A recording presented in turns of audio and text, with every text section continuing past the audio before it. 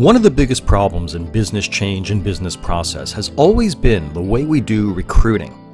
And the era of the internet job posting has actually made this worse, but that is a discussion for another day. The good news is that one part of what's wrong with how we hire just got really clear to me. I stumbled across this piece a few days ago, and part of it sums this up just about perfectly. You should make offers based on what the job is and what value the person will bring, not based on their last salary and the potentially flawed pay practices of their former employer. Now think about that for just a moment. Think about how spot on that advice is.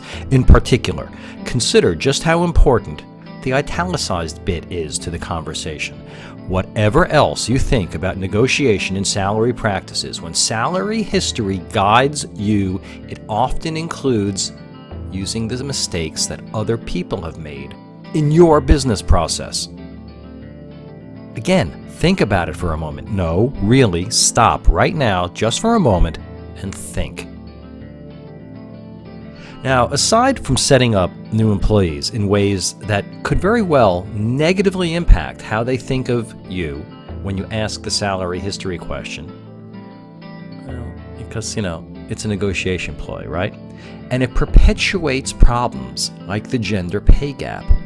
No, I've not gone soft on what I said about women in negotiating just last week. Women have a problem negotiating, and we make it worse every time we define their future earnings by looking at their past income.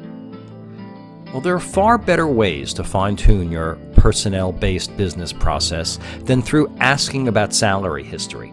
Let's talk about better hiring criteria to begin with. Let's look at smarter help wanted ads. When you ask the salary history question in an interview, you aren't really trying to slot the candidate so much as find a chip with which to negotiate. So hooray, you saved a few dollars. But the salary you pay an employee is not the expensive part of his or her cost. Recruitment itself is the most expensive part of personnel, and the salary history question is screwing yours up. But I'm guessing you already knew that.